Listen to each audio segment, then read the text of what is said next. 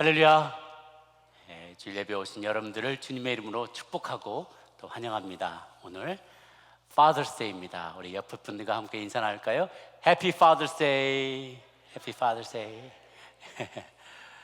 그냥 지나가려다가 조금 억울한 거예요. Mother's Day는 굉장히 우리 셀러브레이션을 많이 했는데 Father's Day는 그냥 슬그머니 넘어가는 것 같아서 제가 결심하고 꼭 챙겨야겠다. 이 땅의 아버지들, 서글픈 아버지들의 마음을 위로하며 Father's Day를 꼭 챙겨야겠다는 생각이 들어서 오늘 말씀을 준비했습니다. 그래서 여호수아서 강해를 잠시 멈추고 우리 오늘 창세기 본문으로 나누기를 원해요. 먼저 한 분 시 하나가 좋은 시가 있어서 여러분들과 나누기를 원하는데요. 김현승 시인의 시입니다. 제목은 아버지의 마음. 바쁜 사람들도 굳센 사람들도 바람과 같던 사람들도 집에 돌아오면 아버지가 된다. 어린 것들을 위하여 난로에 불을 피우고 그네의 작은 못을 박는 아버지가 된다. 저녁 바람에 문을 닫고 낙엽을 줍는 아버지가 된다. 세상이 시끄러우면 줄에 앉은 참새의 마음으로 아버지는 어린 것들의 앞날을 생각한다. 어린 것들은 아버지의 나라다. 아버지의 동포다. 아버지의 눈에는 눈물이 보이지 않으나 아버지가 마시는 술에는 항상 보이지 않는 눈물이 절반이다. 아버지는 가장 외로운 사람이다. 아버지는 비록 영웅이 될 수도 있지만 폭탄을 만드는 사람도, 감옥을 지키던 사람도, 술가게에 문을 닫는 사람도 집에 돌아오면 아버지가 된다. 아버지의 때는 항상 씻김을 받는다. 어린 것들이 간직한 그 깨끗한 피로. 김현승 시인입니다. 김현승 시인의 아버님은 목사님이셨어요. 그래서 어렸을 때 목회자의 자녀들이니까 어려움이 참 많지 않습니까? 그 어려움을 잘 극복하고 또 믿음으로 잘 자라셨는데, 그래서 특별히 이런 인생의 인간의 구원의 문제에 대해서 많이 고민하시고 또 시도 많이 쓰셨습니다. 제가 아이들을 보고 깨달은 게 있는데요. 아이들이 엄마한테 달려갈 때하고 아빠한테 달려갈 때하고 다르다는 것을 발견했어요. 엄마한테 달려갈 때 그 자세와 기대와 방향이 달라요. 엄마한테 달려갈 때는 그냥 아무런 어떤 자기를 프로텍트하는 거 없이 그냥 편안하게 엄마의 품에 가서 탁 안깁니다. 근데 아빠한테 올 때는 딱 하고 막 달려서 등으로 올라가서 등이 막 기어 올라타요. 머리 꼭대기로 올라가요. 아빠와 엄마에 대한 기대감이 조금씩 다른 것 같아요. 엄마의 품에서는 따뜻한 위로를 받기를 원하고, 아빠에게는 튼튼하게 올라탈 수 있는 아빠의 등, 그래서 함께 친구되고 싶고 함께 아빠로부터 에너지를 공급받고 싶은 그런 욕망이 있는 것 같습니다. 저희들이 어머니의 눈에 보이는 희생과 사랑에 대해서는 참 많이 이야기를 해요. 그래서 잘 알고 있습니다. 우리 중에 어느 누구가 어머니의 희생과 사랑 없이 지금까지 자란 분이 누가 있겠어요? 엄마 젖을 먹고 자랐고, 엄마가 기저귀를 갈아줬고, 엄마가 새끼 밥을 챙겨줬고, 옷을 입혀줬고, 모든 게 어머님의 은혜죠. 그런데 익히 우리가 잊고 지내지만은, 그러나 중요한, 보이지 않지만 책임지는 아버지의 사랑에 대해서 생각해 볼 시간이 그리 많지 않았던 것 같습니다. 오늘날 우리 사회 manhood, true masculinity, 진정한 남성성이 사라졌다라는 것을 많은 사람들이 이야기합니다. 남성성이 뭐냐? masculinity는 뭐냐? 희생하고 뭔가를 손해를 무릅쓰고 고통을 무릅쓰고 개척하고 다스리고 책임지고 뭔가를 성취하는 굉장히 진취적인 스피릿을 말합니다.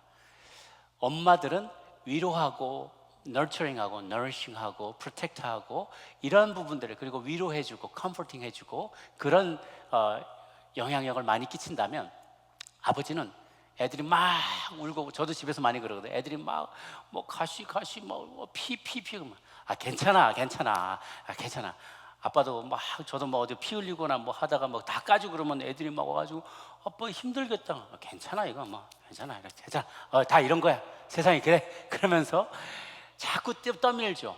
챌린지하고 도전하고 희생을 감수하게 만들고, 그리고 책임지고 뭔가를 성취하도록 푸시하고 챌린지하는 것이 아빠의 스피릿이에요. 그래서 하나님은 이 세상에 아빠와 엄마를 모두 창조하신 것이죠. 그런데 이렇게 남성성이 무너진 세상에 어떤 일들이 벌어지는지 통계를 보면 알 수 있는데요. 미국에서 청소년 자살자의 63%가 아버지 없는 가정에서 자랐다고 합니다. 가출하는 청소년의 90%가 아버지 없는 가정에서 자라났어요. 고등학교 중퇴자들의 71%가 fatherless family에서 왔어요. 교도소 수감자의 85%가 이렇게 아버지 없는 가정에서 태어났다는 겁니다. 아버지의 부재가, 예를 들면 자살자가 높아지는 이유를 보면은요, 엄마 밑에서만 자라면 엄마는 항상 위로해주고 프로텍트해주고 사랑해주고 걱정해주고 그러는데, 그동안에 힘든 세상에 터프한 챌린지를 받지 못했다면 아이들은 인생에서 조금만 힘든 일이 벌어져도, 사회에 나가서 혹은 세상에서 조금만 힘든 일이 벌어져도 그만 좌절해버리고, 나를 위로해주는 사람을 발견하지 못하면 그만 포기해버리고 생명줄을 놓고 만다는 것이죠. 그래서 아버지의 부재가 굉장히 큰 영향력을 미치게 되는 것입니다. 오늘 성경의 본문에는 아브라함이 이삭을 하나님께 바치는 장면이 나와요. 하나님께서 끔찍한 명령을 하세요. 너는 가서 너의 자식을, 내가 100세가 돼서 낳은 그 유일한 자식을, 외동 아들을 하나님 앞에 제물로 드리라. 있을 수 없는 그런 명령을 한 거예요. 그러니까 그 명령을 듣고 아브라함이 그것을 어떻게 대처해 가는지, 거기에 어떻게 순종해 가는지 이야기가 오늘 등장합니다. 오늘 이야기를 통해서 이 시대가 필요로 하는 참된 아버지상이 무엇인지를 한번 연구해 보는 그런 시간이 갖기를 바랍니다. 오늘 첫 번째 나눌 말씀은요, 믿음의 아버지는 가정의 영적 제사장이 되어야만 한다는 것입니다. Spiritual priest of the family. 우리 아버지들은 spiritual priest가 되어야 되는 거예요. 아브라함은요, 레위가 태어나기 훨씬 전에 살았던 사람들이에요. 그래서 레위 지파 후손들이 프리스트가 될 수 있는데, 그거보다 더 오래 전부터 족장으로, 트라이벌 리더로서 살았었기 때문에 그가 왕의 역할, 선지자 역할, 제사장 역할을 모두 다 감당해야만 했습니다. 그래서 하나님이 너가 너의 아들을 제사로, 제사의 제물로 바치라라고 했을 때 제사장으로서 그에게 명령이 온 거예요. 제사장으로서 그 명령을 시행하도록 온 것이죠. 생각해 보세요. 정말 어렵게 얻은 아들이잖아요. 어렵게 늙음하게 얻은 아들인데 그 아들을 제물로 바치라니 마음이 동하겠습니까? 힘든 선택이었죠. 그런데 우리 창세기 22장을 보면 그가 그것을 어떻게 대응하는지를 보게 됩니다. 창세기 22장에 보니까 여호와께서 이르시되 내 아들, 내 사랑하는 독자 이삭을 데리고 모리아 땅으로 가서 내가 내게 지시한 그 땅에서 번제로 드리라. 그런데 3절에 아브라함이 아침에 일찍 일어나 두 종과 이삭을 데리고 떠나더라 라고 되어 있어요. 번제로 드려라, 다음날 일어나. 한 절 차이예요. 마치 아무 일이 없었던 것처럼 아브라함이 아들을 데리고 나갑니다, 제사 지내러. 그런데 한 절 차이에 아무 일도 없지만, 아무것도 묘사가 안 돼 있지만 왜 아무 일이 없었겠습니까? 어렵게 얻은 그 아들이니까 밤새 뒤척이면서 고민하지 않았겠어요? 정말 이 아이를 바쳐야 되나? 내가 너무나 사랑하는 아들인데 이 아들을 어떻게 해야 되나 고민하면서 새벽에 밤을 설치다가 마음 편하기 전에 빨리 일어나서 출발한 것이죠. 하나님은 아버지들을 가정의 영적 권위자, 곧 제사장으로 세우셨습니다. 이스라엘에서는요, 모든 자녀들에게 가장 먼저 말씀을 가르치는 역할을 하는 사람들이 아버지였어요. 그래서 신명기 6장 4절을 보면 쉐마 이스라엘, 이스라엘아 들으라 라고 하면서 아버지들이 자녀들에게 준 말씀이 먼저 나옵니다. 신명기 6장 4절 5절 한번 같이 읽어볼까요? 할까요? 시작. 이스라엘아 들으라, 우리 하나님 여호와는 오직 하나인 여호와시니 너는 마음을 다하고 성품을 다하고 힘을 다하여 내 하나님 여호와를 사랑하라. 핵심은 오직 한 분뿐이신 진실하신 하나님을 마음과 성품과 힘을 다하여서 사랑하라는 것입니다. 가정의 제사장인 아버지는 가족 모두에게 쉐마 이스라엘, 들으라 이스라엘아 라고 말하면서 꼭 하나님, 한 분이신 하나님을 섬기도록 가르치고 인도하도록 소명을 받았다는 것입니다. 사실 여러분, 사람들은 누구나 좋은 말만 듣고 싶어 하죠. 그러나 들어야 할 말을 들을 수 있는 기회가 적어요. 제사장에게는 그런 사명이 주어졌습니다. 듣기 어렵지만, 듣고 싶지 않지만 들어야 하고, 순종하기 어렵지만 순종하도록 독려하고, 그것에 순종하도록 앞장서서 가족을 이끌어가는 사명이 가정의 제사장에게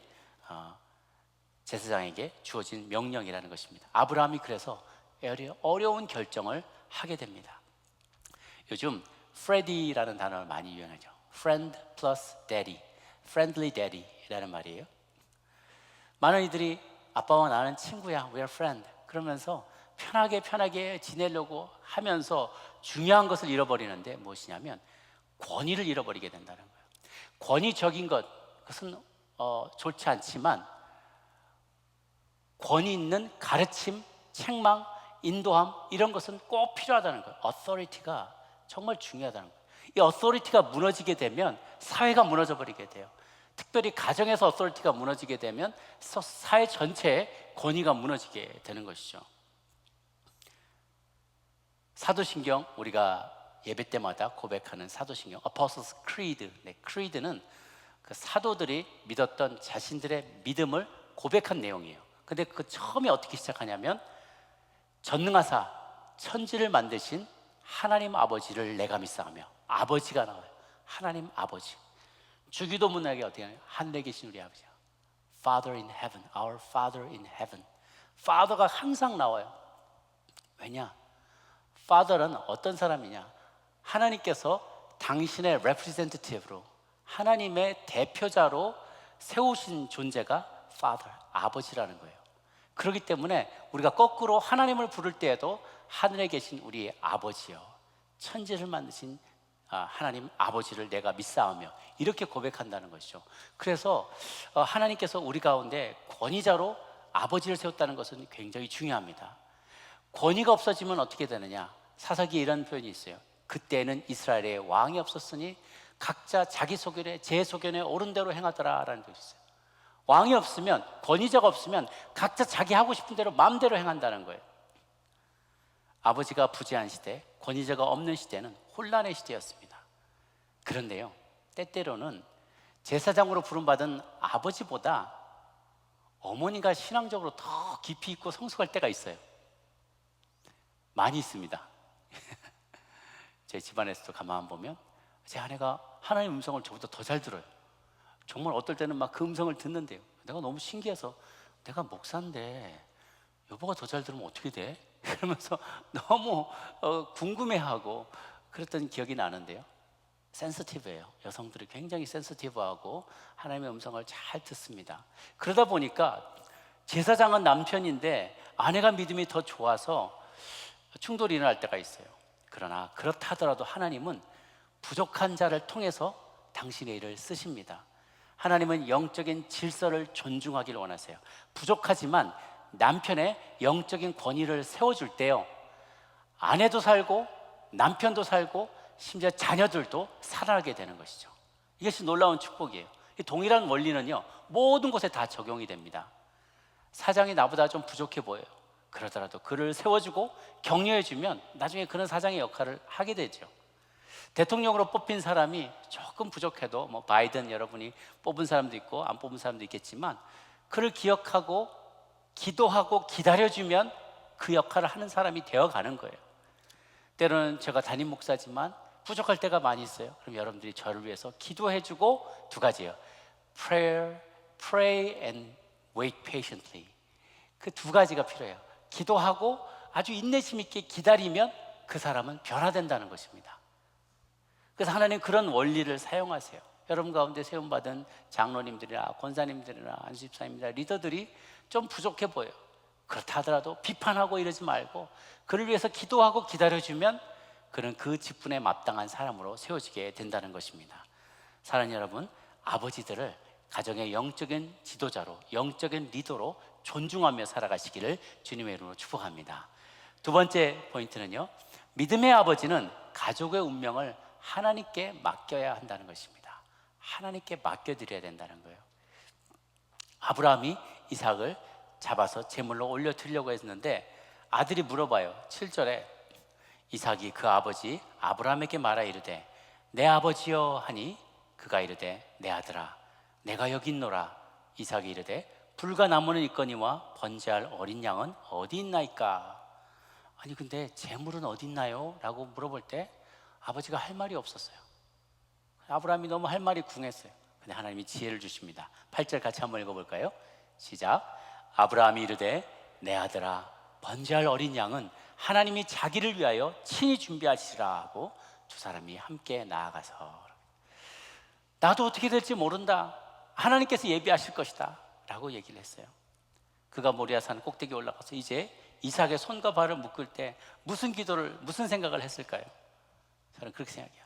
이 아이의 생명을 온전히 하나님께 맡겨드립니다. 나는 모르겠습니다. 나는 여기까지입니다. 여기까지는 제가 할 수 있는데 이것을 넘어서는 일은 저는 모르겠습니다. 당신께 맡겨드립니다.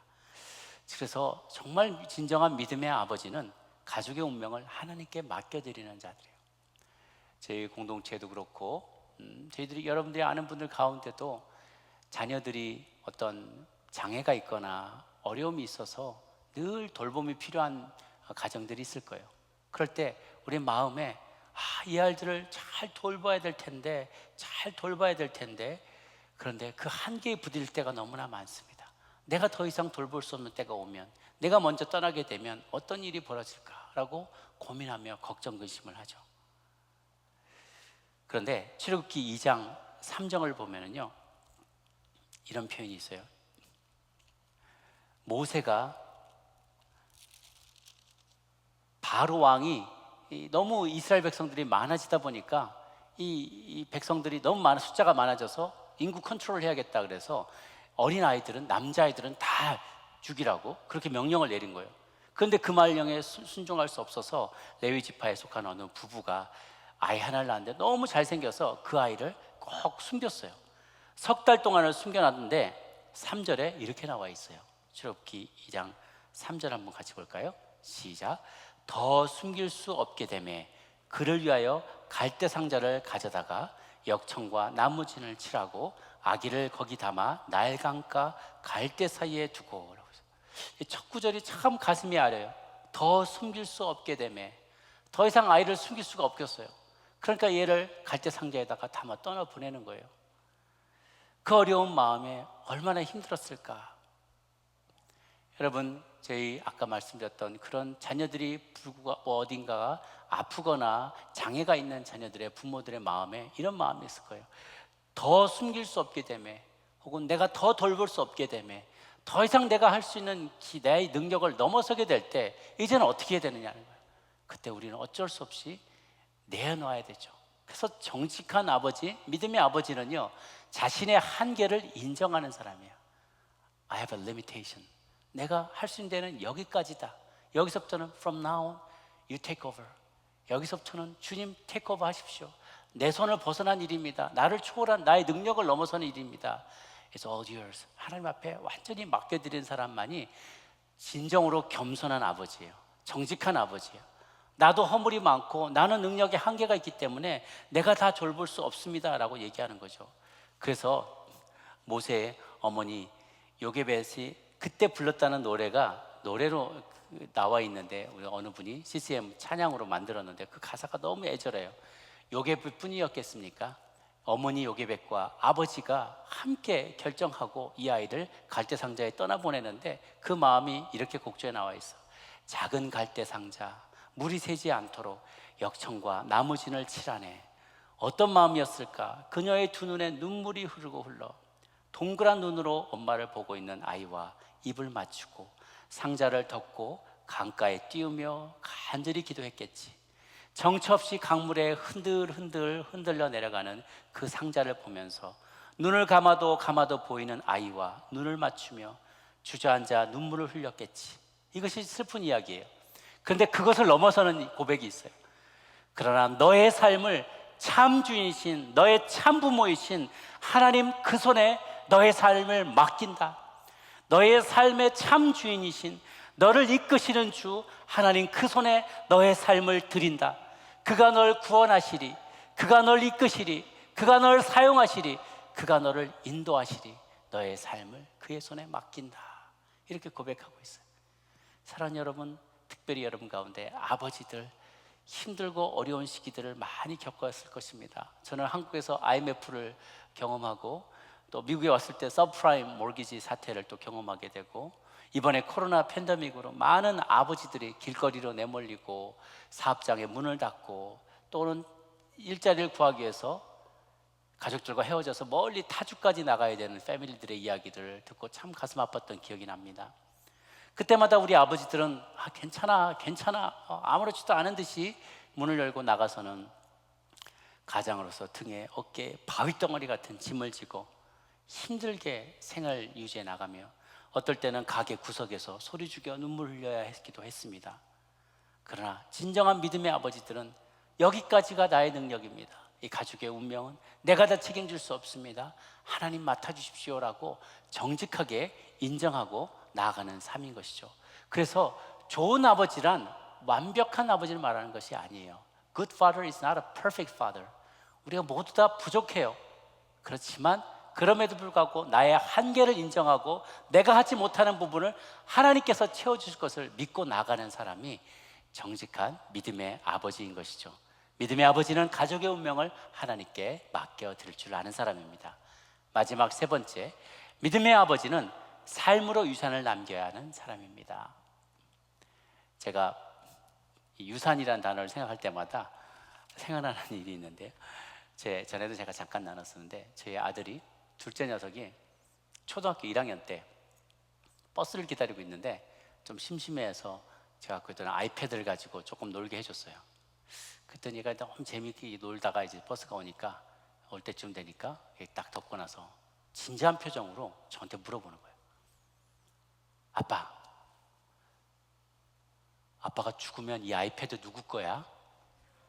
형 거야, 내 거야? 뭐 이런 게 올라오는 거예요. 이것이 아버지가 시퍼렇게 눈을 뜨고 있는데 죽는다니 지금 그때만 해도 더 젊었을 때인데 그런데 아이들은 유산에 관심이 많아요. 내가 뭘 받을까 관심이 많아요. 우리들도 우리가 부모에게 뭘 받을까 관심이 많고 또 우리 자녀들이 자라나면 자녀들에게 나는 뭘 유산으로 남겨줄 수 있을까. 또 그래서 어떤 아빠들은 내가 했을 때 열심히 벌어야지. 열심히 벌어서 우리 자식들 자기들이 자라났을 때 굶지 않고 평안하게 행복하게 잘 풍족하게 살도록 유산을 많이 남겨줘야지 이렇게 생각하는 분들도 많습니다. 또 미국에 와보니까 그 스포츠 대디들이 참 많아요. 특히 이제 골프 대디들이 많더라고요. 그래서 우리 이름 알면 다 아는 박세리, 김미연, 박진, 박인비, 신지혜 뭐 이런 골프 LPGA에서 다 우승한 골퍼들의 이 딸들의 아빠들이 다 캐디였어요. 로드 매니저도 하고 에이전시도 하고 뭐 운전도 하고 가방도 메고 다니고 별걸 다 하는 거예요. 근데 그 아버지 중에 어떤 사람들은요 자기 직업이 다 있는데 은퇴한 것도 아닌데 그 직업을 다 그냥 사표를 내고 그 퇴직금을 가지고 와서 그 퇴직금 가지고 아이들 미국에서 공부시키고 골프 코치를 붙여주고 그러면서 어렵게 생계를 꾸려나가는 것을 봅니다. 그 동기는 무엇인가? 아이들 잘 되고 풍족하게 명예를 누리며 풍족하게 잘 살기를 바라는 마음에서 올인하는 거죠.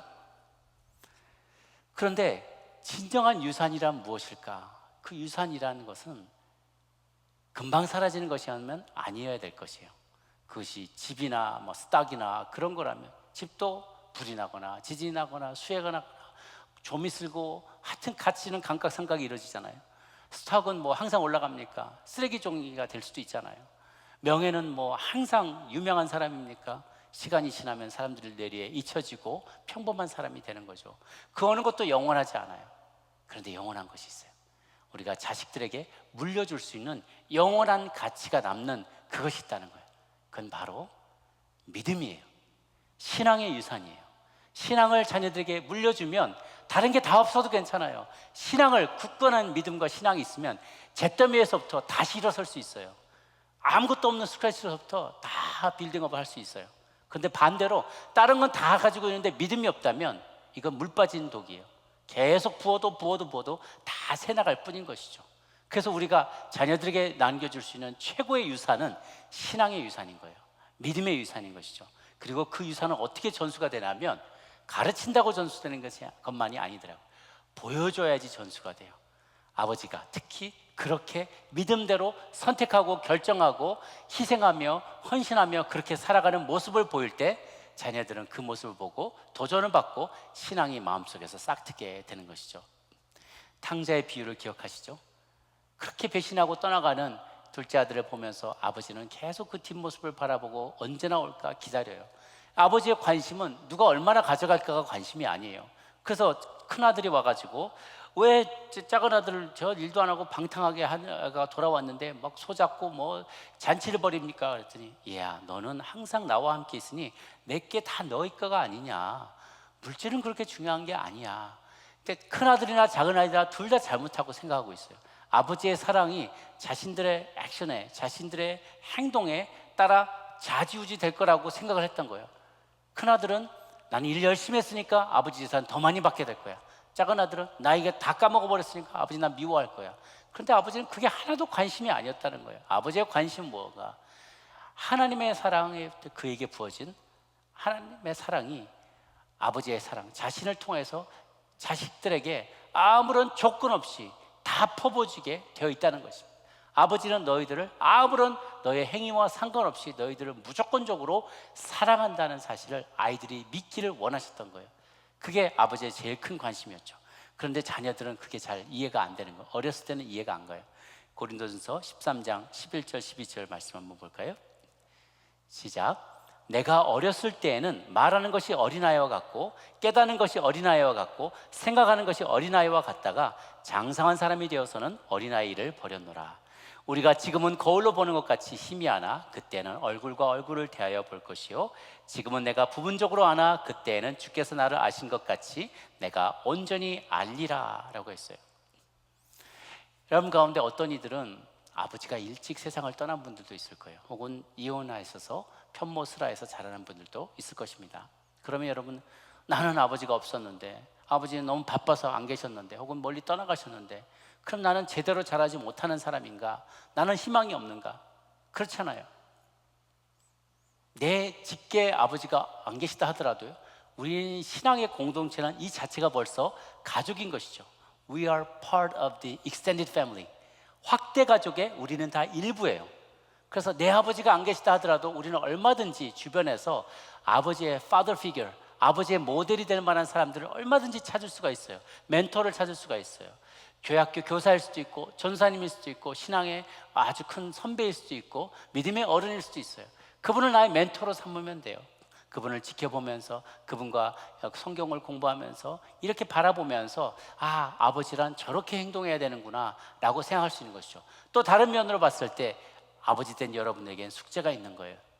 내 자식은 다 키웠으니까 나는 이제 아무런 자녀들과 아무런 상관없다, 난 책임 다 했다라가 아니라 이제 더 큰 익스텐디드 패밀리의 헤드로서 내 자녀만이 내 자녀가 아니고요, 남의 자녀도 내 자녀인 거예요.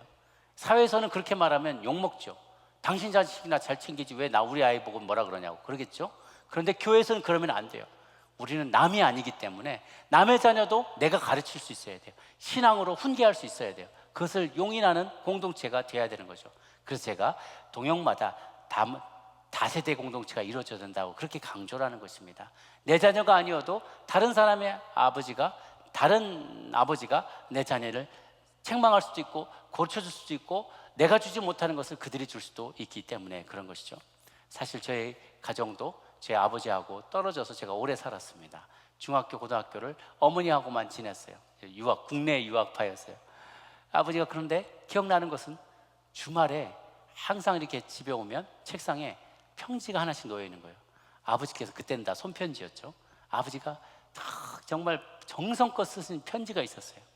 내용은 하나도 기억이 안 나요. 지금은 뭐 밥 잘 먹었냐, 공부 잘하냐, 엄마 말 잘 듣냐, 뭐 어떠냐, 뭐 이런 얘기했는데 나중에 좀 제가 매주 오니까 좀 이렇게 좀 관심이 덜 가더라고요. 그래서 잘 읽어보지도 않고 그랬는데 세월이 흘러서 가만히 생각해 보니까 내용은 하나도 기억이 안 나는데 그 아버지의 마음이 기억이 나는 거예요. 아버지는 멀리 떨어져 계시지만 여전히 나에게 관심과 애정을 갖고 계시고 나를 멀리서도 지켜보고 계시구나라는 생각이 늘 나를 사로잡았어요. 그래서 아버지처럼 살아야지, 아버지 기대에 부응하며 살아야지, 그런 생각을 했던 것이죠. 여러분, 자녀에게 말씀을 유산을 남겨줄 것보다 더 중요한 것이 없습니다. 하나님을 두려워하는 아버지의 태도도 특히 자녀의 삶에 깊은 인상을 남깁니다. 무엇보다도 위기의 상황 속에서 아버지들이 어떤 선택을 하냐가 자녀들의 삶에 깊이 각인이 됩니다. 모두 다 힘들 때, 모두 다 어려울 때 아버지가 의연한 모습, 이까짓 거 아무것도 아니야, 우리 넉넉히 이길 수 있어, 도전을 이겨낼 수 있어, 이거 가지고 우는 거 아니야, 이거 우리 넉넉히 이어갈 수 있어, 하나님께 구하면 하나님 구하고 찾고 두드리면 하나님께서 문 열어주실 거야. 담대함과 또 선포하며 믿음으로 진취적으로 나가는 그 모습을 볼 때 우리의 자녀들은 그 마음속에 믿음이 생겨나게 되는 것이죠. 우리 잠언 22장 4절 6절 한번 보도록 할까요? 잠언 22장 4절 6절 말씀 같이 한번 읽겠습니다. 시작. 겸손과 여호와를 경외함의 보상은 재물과 영광과 생명이니라. 마땅히 행할 길을 아이에게 가르치라. 그리하면 늙어도 그것을 떠나지 아니하리라. 아버지가 지혜로 행하고 겸손과 여호와를 경외하면서 행하면 재물과 영광과 생명, 다른 것들이 다 따라온다는 거예요. 믿음을 유산으로 나눠주면 재물도 명예도 생명도 건강도 다 따라온다는 거예요. 그런 길을 마땅히 아이들에게 가르치면 아이들이 늙어도 그 길을 떠나지 않는다는 것이죠.